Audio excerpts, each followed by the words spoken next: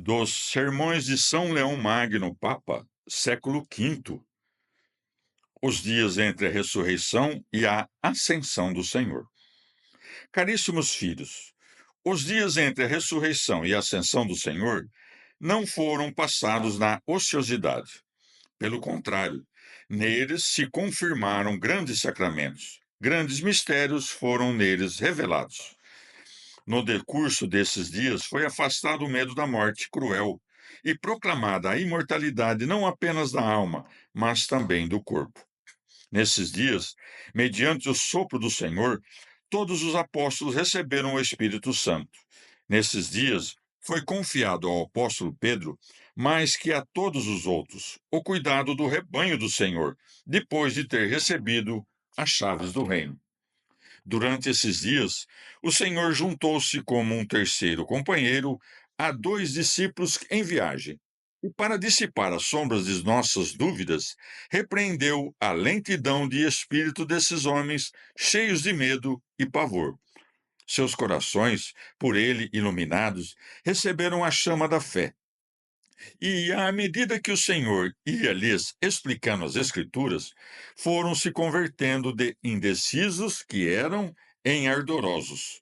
E mais, ao partir o pão, quando estavam sentados com ele à mesa, abriam-se-lhes os olhos. Abriram-se os olhos dos dois discípulos, como os dos primeiros pais.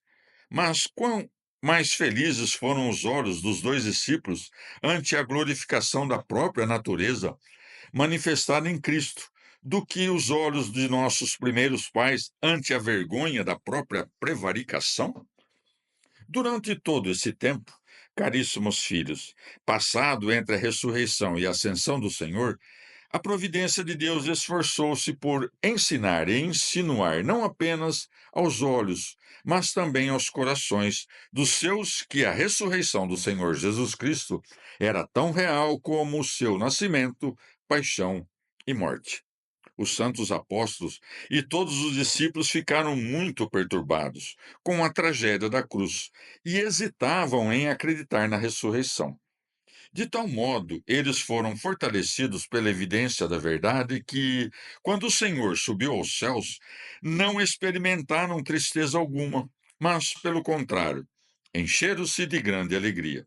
Na verdade, era grande e indizível o motivo de sua alegria.